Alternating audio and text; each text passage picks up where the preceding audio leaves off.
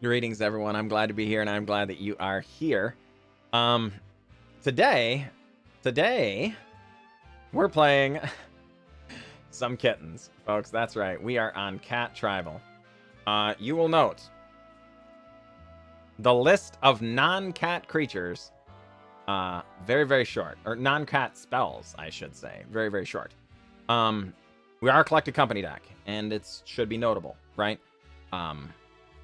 Collected company, you need a lot of hits. The general rule of thumb is if you have at least 28 creatures, you will hit 2 creatures 80% of the time or so, right?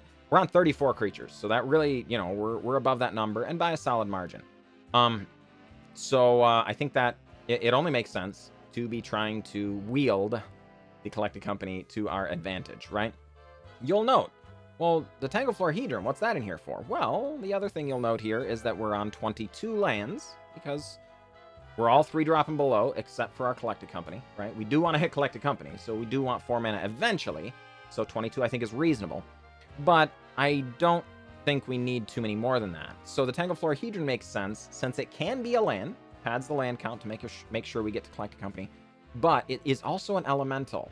And Kaheera says, each creature card in your starting deck is a cat, elemental, nightmare, dinosaur, or beast card, and it is a lord for all of those things, as well as giving vigilance. So it can be our companion, while still having the ability to fill multiple roles. Obviously, casting this on 2, if we're expecting to Collected Company, or, you know, hey, if we have 2 Collected Companies in our hand or something, you know, that'd be very exciting. You know, a very, very good thing. Beyond that, though, what about the rest of the deck? Well, there are several 1-drops. Sacred Cat is a 1/1 lifelink, but it can come back, again, with Embalm as another 1/1 lifelink later. Leonin Vanguard grows to be a 2/2 for 1, as long as we have 3 or more creatures, and it gains us 1 life at the time, which, of course, is nice, because we are in Ajani's Pridemate deck. You'll note, we don't have a ton of ways of gaining life here. This is mainly a 2/2 cat for 2. And since we have some Sacred Cats and Leonin Vanguards, it will regularly grow to be at least a 3/3. And darn it, a 3/3 for 2 cat, since we're cat tribal, is good enough. We have it here because there are times it can take over games, right? There will be times where we have a Leonin Vanguard and Ajani's Pridemate and one other creature somewhere, and just turn after turn after turn, the Leonin Vanguard gains its life. Ajani's Pridemate grows. Ajani's Pridemate grows, like that, right? We're never going to have it just explode in the same way that the dedicated life gain decks do. But, you know, a 4/4 for 2 or something like that, that's a very, very good creature, and definitely one worth considering. So we are a Pridemate deck.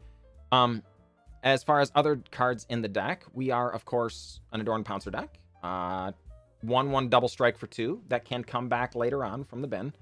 Again, post-board wipe or something, right? Bronzehide Lion, a 3/3 for 2. Pay 2 mana, it can gain Indestructible until the end of turn, and then if it dies through conventional death, non-exiling, you can return it to the battlefield as an aura that gives a different creature. Pay 2 mana, enchanted creature gains Indestructible until the end of turn. So it can give another creature that Indestructible aura as well, as long as it meets all that criteria. But it's mainly here just as a 3/3 for 2, right?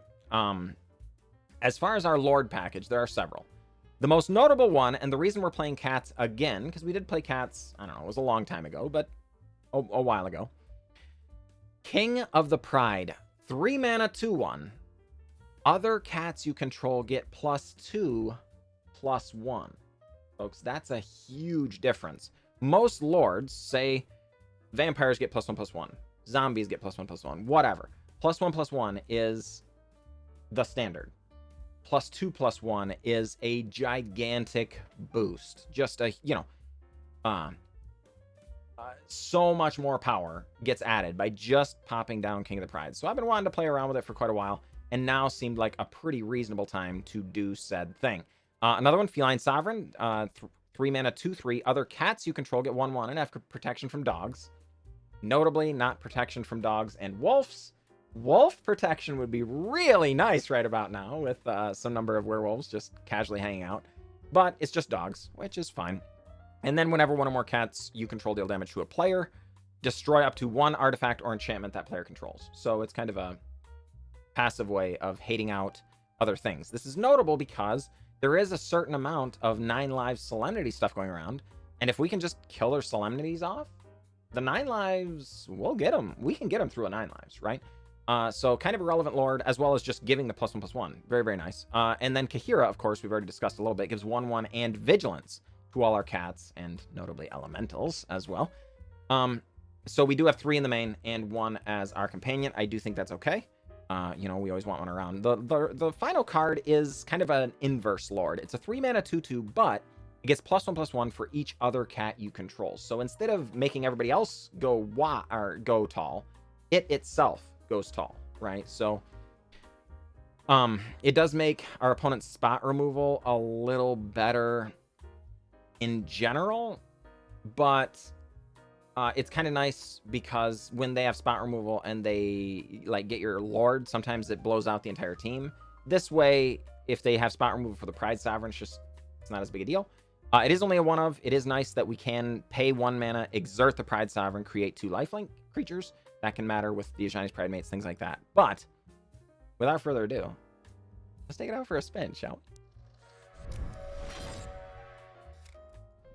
we? All right. Well, our opponent finally elects to keep. We're going to go ahead and get down a Sacred Cat, see what our opponent does.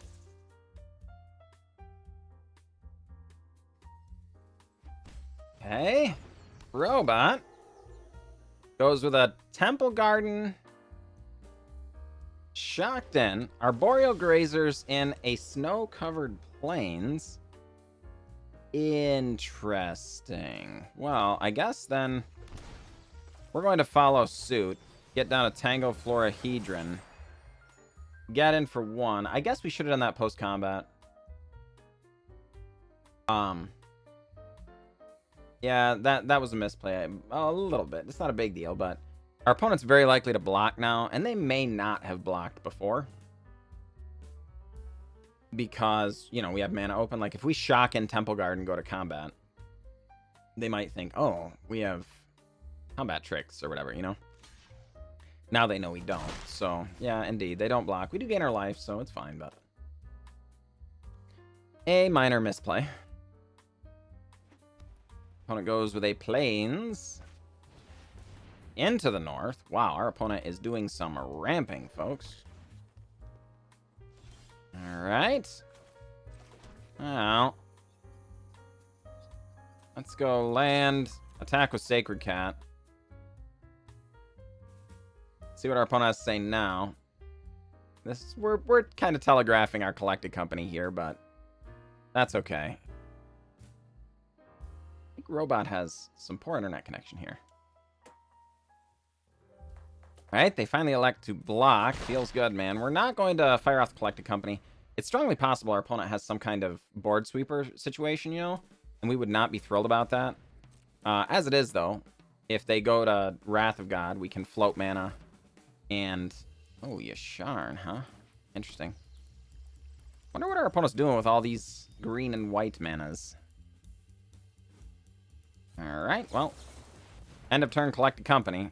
Kaheera, Sacred Cat, come on down. Yes, don't mind if I do. Well, we're going to go ahead and Feline Sovereign. And get in with the team. We kind of expect our opponent to just block the Tangled Florahedron because it's free. They also might be getting ready to sweep the board, so they might as well block the Kaheera at that point. If they block the Tangled Florahedron, I think we go for the Adorned Pouncer. If they block the Kaheera, or either of the Sacred Cats, I don't know why they would do that, but if they did those things, we will hold on to the Adorned Pouncers.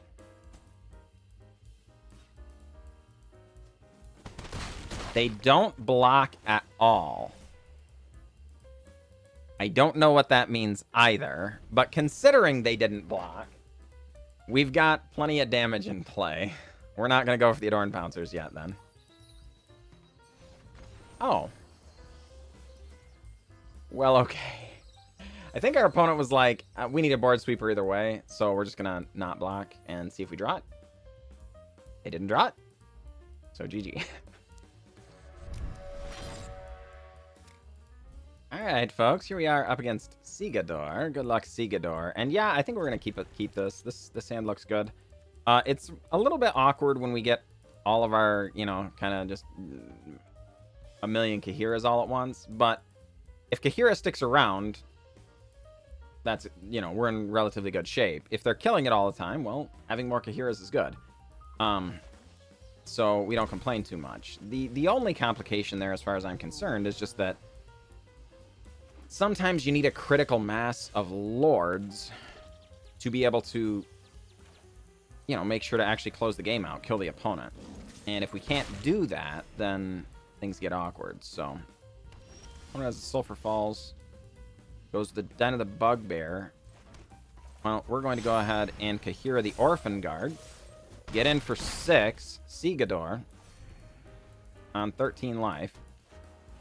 Has an Anger of the Gods. Inconvenient. That exiles all of our stuff. We don't like that at all. But, as long as our opponent can't do more of that, it's still not the end of the world. If they have another Anger, the game ends, right? You have 2 board sweepers against a really aggressive deck. You know, you're going to win a lot of those games, right? Okay. Yeah, that's absolutely not a big deal. If they have another removal spell right now so we can't attack, we would be chagrined. Okay, they don't. Kaheera, Leonin Vanguard, gain a life, attack for 4, present lethal, pass the turn.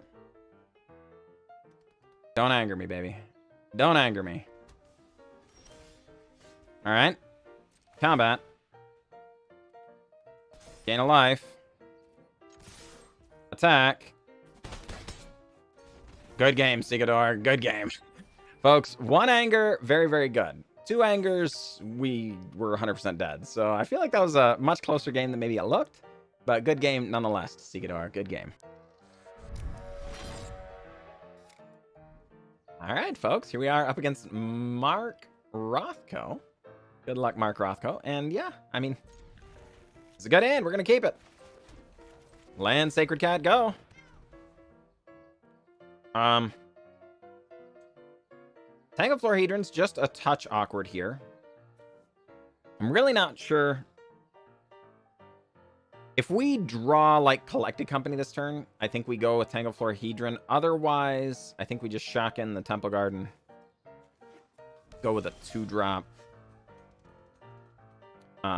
Or not shock. Go with a 2-drop. Yeah, I guess it's going to be Adorned Pouncer.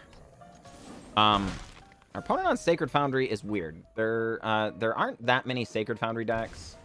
I was going to say, we're just hoping it's not Control. Sure enough, it's Control. But that's a good one, folks. Oh, my goodness. Holy crud. Sign me up for that. Get rid of that Search for Iskanta.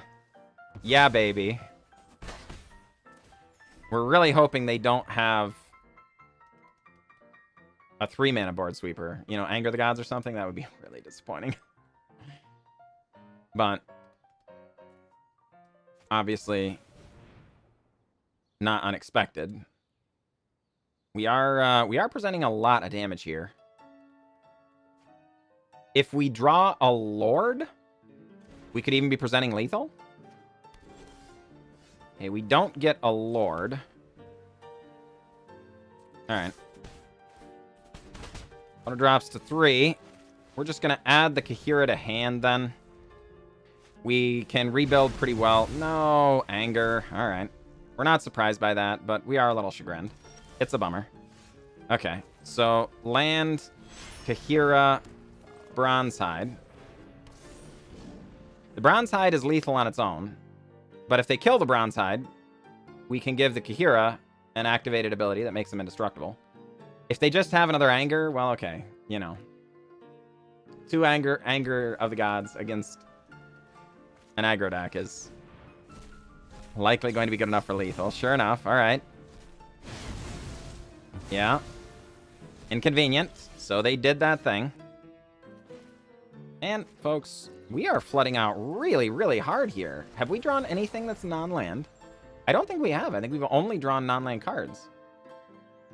Which is really or I mean, we've only drawn lane cards, which is really unfortunate. Since our opponent's on 3, you know, like, it would be really nice to be able to finish that deal. But now that Teferi's down, I think we're dead. Right? Alright, combat. Attack. Opponent goes for Unholy Heat. And we go with King of the Pride. I mean, there's no reason to play our 7th land. Ah, boy, folks. Our opponent got 2 Anger the Gods because they got Anger the Gods and Mizzix Mastery, you know? So I don't see why we can't at least get 1 Collected Company, right? Like, they got the card that's really good against us. Why can't we get the card that's really good against them, right? I don't know. That doesn't seem very right. Mark Rothko floats a couple of mana very carefully. Untaps the mana. Refloats the mana. Oh, crud. They're going to cast their 8 mana sorcery. Or 8 mana instant. Alright. Well, this stinks. Yeah. Fine. Fine. Come on, deck. Folks, this is really unfortunate. Oh. Let's skip to the good part. Obviously, we're going to take this. We are absolutely not interested in blocking here. Opponent. Oh my goodness, deck. Please. All right. Mark Rothko. Oh my goodness, has the Torrential Gearhulk for another one? All right. The magic deity's bringing us back down to earth, folks. They're like, nah, no more winning for you. Not like that. Not like that. GG, opponent, GG. You got us. You got us. All right, folks. Dwayne Petros is our opponent. And yeah, we're going to keep this. Looks good to me. We're going to start on a Leonin Vanguard. No reason to shock early here. You know, we don't know if we're even going to need to shock. And since we don't have green that we would need to cast on 2, just a basic plains is just as good as the next card. So we're going to do that. Rockfall Veil from our opponent. All right. Well, we are going to go for the Bronzehide Lion. We are hoping that we draw into an untapped land, but the Tangled Florahedrons are fine. We can go Bronzehide Lion, Tangled Florahedron as a land, and then Feline Sovereign. We would just prefer to go... Well, okay.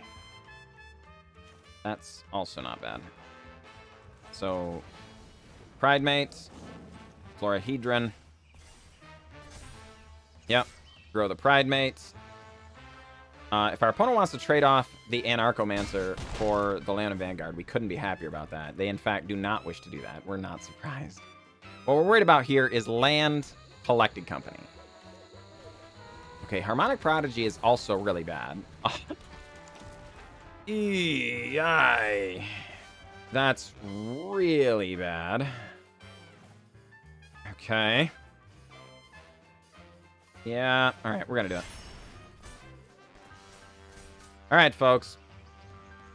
This is not lethal, so they don't have to block, but I think it would be silly to not block. Alright. 2 Harmonic Prodigies, though. I'd be surprised if we survive. 2 Harmonic... This is the best card in their deck. And when they have it, life is very difficult. Sure enough. Harmonic Prodigies grow a million times. They're 3/5s. They get Ruin Blaster and Goblin Anarchomancer. Okay, that absolutely could have been worse. So, how about another Feline Sovereign? Gain some more life, grow that Pridemate. Get in? This is not lethal. Or, I mean, this is lethal a bunch of different ways, but they can prevent us from winning the game. They just are going to have to get rid of most of their board. Which they elect to do. Down to 3. Folks, that was That collected company could have been much, much worse.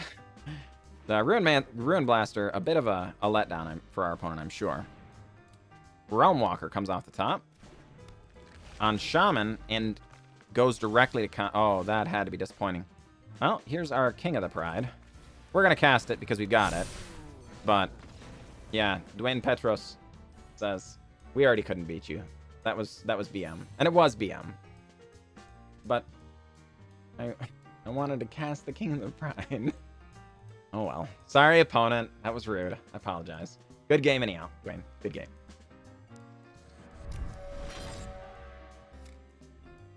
All right, folks. We are back. We are back. And, man, that was a blast. We actually had, you know, some really good fortune there, I think. But, you know, we did go 3-1. You know, so not a big deal there.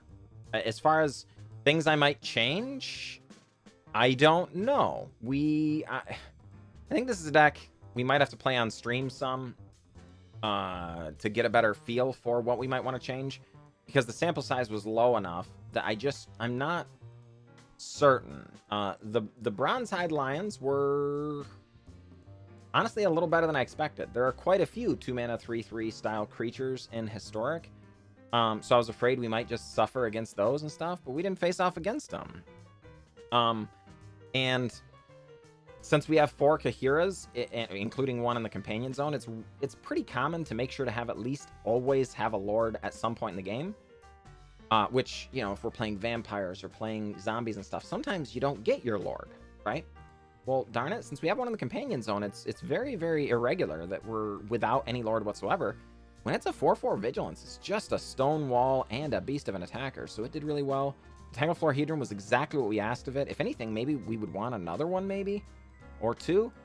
We could potentially come down on lands, go from 22 maybe to 20, potentially, just with the 4 Tangled Florahedron. I would not go down to 20 without increasing the Tangled Florahedrons, because it is really important we get to collect a company, right?